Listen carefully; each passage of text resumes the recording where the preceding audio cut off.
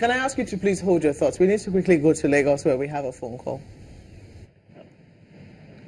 Well, welcome. Thank you, Mark, and welcome to Lagos. We're being joined by a stakeholder in the All Progressives Congress in Cross River State, Mr. Nwoye Akpama, former governorship candidate or aspirant in the state. Mr. Akpama, it's just a couple of days to your national convention, but your party in the state appears not ready for that convention. What's the situation right now? Well, thank you very much, Mr. Nwoye. I want to be very clear about the issues of Cross River State.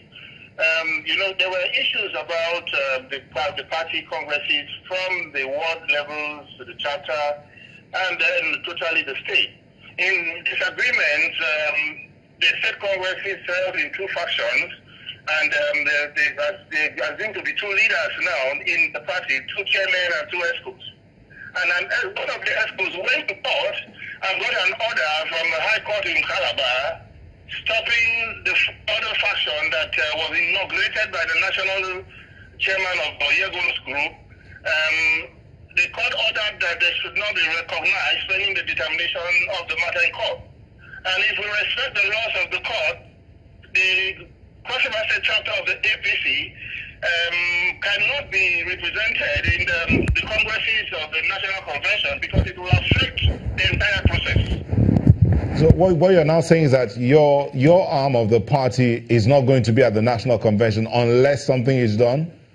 The court order has to be respected, and by law, if you recognize the one inaugurated by Nwoye, there will be issues later, and it will be counter court matters and court matters. You cannot place something on nothing. There are factions, and the one faction has gone to court, and it cannot be recognized because all the cases are all bordered on party congresses. Okay, but the National Working Committee of the party, or the national leadership, has worked out a reconciliatory committee to handle all these issues. Wouldn't that in any way help the situation? Well, if you look at the situation, one of the retired generals who was sent to Cross River is in support of one of the factions. The secretary of the committee who took the results to Abuja beforehand is supporting another faction, which automatically shows there's a divide in the leadership that came and in the leadership that delivered whatever result. I am saying that if there's a harmonization or an agreement of the leadership of the state, and then they can move ahead, they will ask for a withdrawal of the matter in court. But how do you go how do you go for the National Convention when there's a pending matter in court? So what do you expect to happen now? What do you want to happen? I expect that first they must have to reconcile themselves and agree on harmonization, or they stay out of the convention. I'm talking about the elected delegates. Stay out of the convention and let the automatic delegates attend to avoid issues in the future. Okay, so automatic delegates can go, but the elected delegates cannot go. Well, what does that say of the state of the situation within the APC, the structure of the APC as a whole? No, but it's a very bad setting for the entire APC because we cannot live in factions and expect to succeed. I am only suggesting that the leadership of the party in the state should sit down and agree on terms and allow themselves, after the convention, reconcile themselves and we could move on. But I am only holding on to one thing, that the law will not permit anybody elected by way of the local state and chapters for the convention now, because it will mean nothing if the court so rules. Thank you very much, Mr. Akpama. Mr. Nwoye Akpama is a former governorship aspirant in Cross River State and a member of the APC in that state. Thank you so much. Back to you, Mark. Well, thank you, Nwoye. Just before we went, you heard there the view of somebody from Cross River State, where they also had some. You say it was an illegality, but some people would say it's parallel Congress.